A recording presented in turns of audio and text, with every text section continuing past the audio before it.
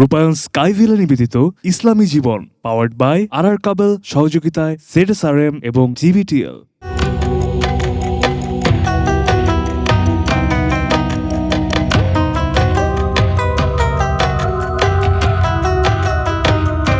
আসসালামু আলাইকুম রহমতুল্লাহি আবরকাতুহু। ইন্নাল হামদুলিল্লাহ ওয়াসসালাতু ওয়াসসালামু আলা রাসূলিল্লাহি ওয়া বা'দ। কাছে এবং দূরে বিশ্বজুড়ে যে যেখান থেকে আমাদেরকে দেখছেন, আপনাদের সকলকে স্বাগত জানাচ্ছি রূপায়ণ স্কাইভিলা নিবেদিত ইসলামী জীবন অনুষ্ঠানে, পাওয়ার্ড বাই আর কাবেল, সহযোগিতায় ZSRM এবং GBTL। প্রিয় দর্শক, আজকের এই মাহতি অনুষ্ঠানে আলোচনার জন্য দেশ বরেণ্য অত্যন্ত প্রাজ্ঞ একজন আলেমকে আমরা এখানে আমন্ত্রণ জানিয়েছি। তিনি হচ্ছেন ঢাকা আলিয়া মাদ্রাসার সহযোগী অধ্যাপক হজরত মাওলানা হারুন আর রশিদ। আসসালামু আলাইকুম রহমতুল্লাহি ওবারাকাতু।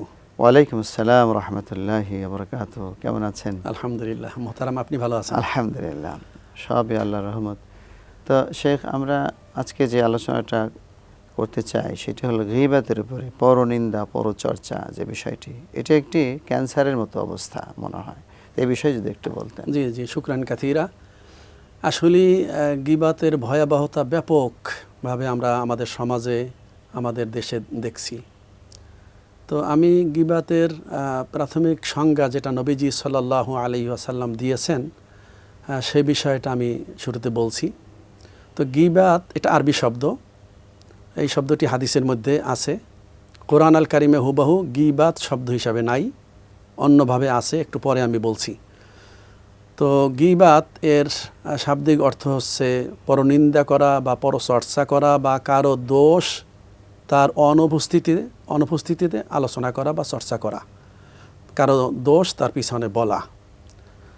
আর পরিভাষায় গীবাত কি হবে, এর সংজ্ঞা আমাদের কোনো লোগাত বা কোনো ডিকশনারিতে খোঁজার দরকার নাই। বিশ্বনবী রসুল্লাহ সাল্লাল্লাহু আলাইহি ওয়াসাল্লাম গীবাতের সংজ্ঞা দিয়েছেন। নবীজি সাল্লাল্লাহু আলাইহি ওয়াসাল্লাম সাহাবায়ে কেরামদেরকে প্রশ্ন করেছিলেন, আতাদরুনা মাল গীবা? ক্বালা আল্লাহু ওয়া রাসূলুহু আ'লাম। নবীজি সাল্লাল্লাহু আলাইহি ওয়াসাল্লাম সাহাবায়ে কেরামদেরকে জিজ্ঞাসা করলেন, তোমরা কি জানো গীবাত কি?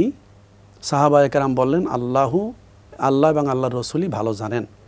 মোহতারাম, আপনি খুব সুন্দর করেই জানেন, নবীজি বিভিন্ন বিষয় কোশ্চেন আনসারের যে শিক্ষাদান পদ্ধতি, নবীজি সাল্লাল্লাহু আলাইহি ওয়াসাল্লাম সবই তার থেকে আমরা পাচ্ছি। এই যে কোশ্চেন আনসারের মাধ্যমে শিক্ষাদান, এটা কিন্তু খুব ইফেক্টিভ হয়। তো নবীজি সাল্লাল্লাহু আলাইহি ওয়াসাল্লাম মাঝে মাঝে সাহাবায়ে কেরামদেরকে প্রশ্ন করতেন যে তোমরা কি এটা জানো? সাহাবায়ে কেরাম যদিও কিছুটা জানতেন অথবা জানতেন না, যদি জানতেন তাহলেও বলতেন আল্লাহ রসুল ভালো জানেন। আসলেই তো এটা তো 100-তে 100, আল্লাহ এবং আল্লাহ রসুল যা জানেন অতটুকু সাহাবায়ে কেরাম জানতেন না। এখানেও সাহাবায়ে কেরাম রিদওয়ানুল্লাহি তাআলা আলাইহিম আজমাইন তারা বললেন যে আল্লাহ এবং আল্লাহ রসুল ভালো জানেন। নবীজি সাল্লাল্লাহু আলাইহি ওয়াসাল্লাম বলেন, গীবাত কি শোনো।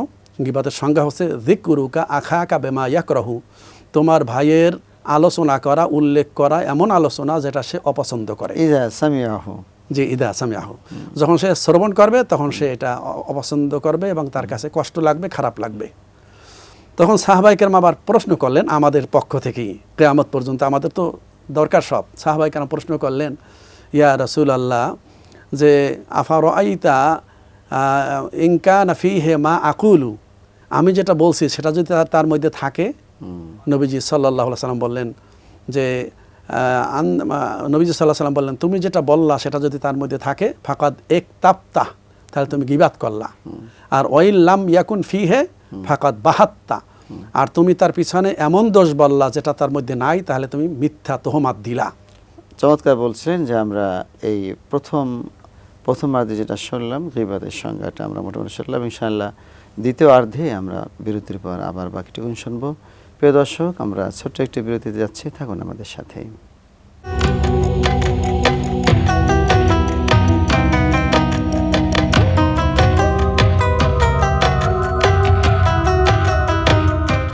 আসসালামু আলাইকুম রহমতুল্লাহি ওবরাকাতু। প্রিয় দর্শক, বিরতির পর আবার আমরা আলোচনায় ফিরে যাচ্ছি। তো আপনি গীবতের সংজ্ঞাটা বলছিলেন এবং যে সমস্ত আরও বিভিন্ন বিষয় আছে সেই বিষয়ে একটু যদি বলতেন। জি, শুকরান কাথিরা। আসলে অনেক বড় আলোচনা, তো সংক্ষেপে একটু বলছি। তো গীবাত এটা হারাম, এটা কত ভয়াবহ। কোরআন আল কারিমে শুধু এক জায়গায় না, বিভিন্ন জায়গায় গিবাতের কুফল বা গিবাত করা যাবে না আল্লাহ তাবারক ওয়া তাআলা আলোচনা করেছেন। তো দর্শকবৃন্দ অনেকে জানেন হয়তোবা, আল্লাহ তাবারক ওয়া তাআলা সূরাতুল হুজুরাত কোরআন আল কারিমের সবই গুরুত্বপূর্ণ। সূরাতুল হুজুরাত সামাজিক বিধিবিধান সম্পর্কে আল্লাহ তাবারক ওয়া তাআলা অনেক বিধিবিধান এই সূরার মধ্যে আলোচনা করেছেন, এবং এই সূরাটার সামাজিক বিধিবিধানের কারণে, ছোট একটা সূরার কারণে এটা ইউনিভার্সিটিতে পড়ানো হয়, ইসলামিক স্টাডিজ বিভাগে, তারপর কলেজে পড়ানো হয়। যাই হোক, সূরাতুল হুজুরাতের মধ্যে আল্লাহ বলছেন, ওয়ালা ইয়াগতাব বা'দুকুম বা'দান, তোমরা একে অপরের গিবাত করবে না। আইয়ুহিব্বু আহাদুকুম আন ইয়াকুলা লাহমা আখিহি মাইতান, ওয়ালা ইয়াগতাব মানে তারা, জি, তারা যেন একে অপরের ওয়ালা ইয়াগতাব বা'দুকুম বা'দান মানে তোমাদের কেউ যেন কারো গিবাত না করে। আইয়ুহিব্বু আহাদুকুম আন ইয়াকুলা লাহমা আখিহি মাইতান ফাকারিহতুমুহু, তোমাদের কেউ কি তার ভাইয়ের মৃত্যু ভাইয়ের গোশত খাইতে পছন্দ করবে? অবশ্যই সে অপছন্দ করবে। তাহলে গিবাত করা মানে ভাইয়ের গিবাত করা মানে আরেকজনের গিবাত করা, এর অর্থ হচ্ছে তার মরা ভাইয়ের, মৃত্যু ভাইয়ের গোশত ভক্ষণ করা। নাউযু বিল্লাহি মিন যালিক। আবার দেখেন উপমা দিয়েছেন, আল্লাহ তাবারক ওয়া তাআলা উপমা দিয়েছেন যে কত জঘন্য। আবার আল্লাহ তাবারক ওয়া তাআলা একটা সূরা নাজিল করেছেন, সূরাতুল হুমাযা। সূরার মধ্যে যে আল্লাহ তাবারক ওয়া তাআলা কঠিন শাস্তির কথা বলেছেন, যে নারুল্লাহিল মুকাদাতুল্লাতী তাত্তালিউ আলাল আফইদা, যে প্রজ্বলিত মানে আগুনের মধ্যে প্রবেশ করানো হবে, জাহান্নামে ঢুকবে। কারা ঢুকবে? এখানে কিন্তু আল্লাহ তাবারক ওয়া তাআলা ইনফরমেশন দিয়েছেন খুব কমই। ওয়াইলুল লিকুল্লি হুমাযাতিল লুমাযা, যারা পিছনে নিন্দা করে এবং সামনে নিন্দা করে। আল্লাহ তাবারক ওয়া তাআলা একটা জিনিস বেশি আছে এখানে, যে একটা বেশি আছে। আর এখানে এই সূরার মধ্যে আর একটা বিষয় আছে, শুধু আল্লাযী জামা মালা অবশ্যই আজকে যাব না।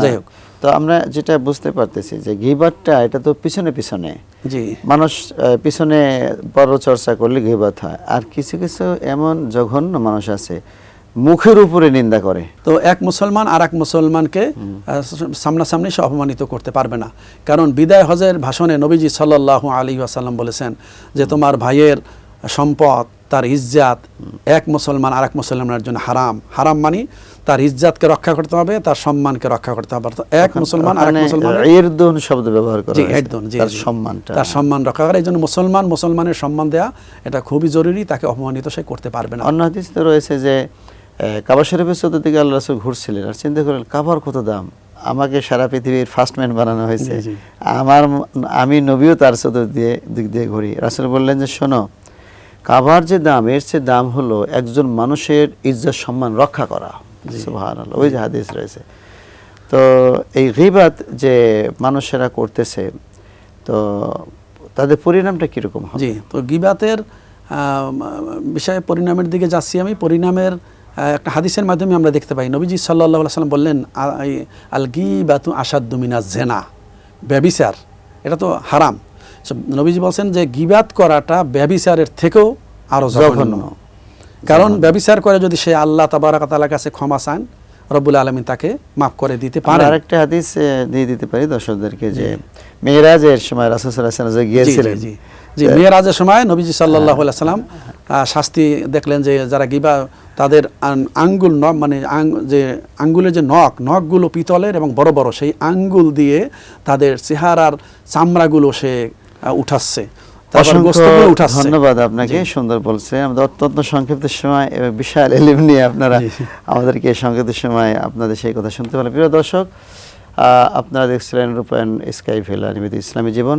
ইনশাআল্লাহ আজকে আমরা এখানে শেষ করছি, আগামী পর্ব দেখার আমন্ত্রণ জানিয়ে। আসসালামু আলাইকুম ওয়া রাহমাতুল্লাহি ওয়া বারাকাতুহু।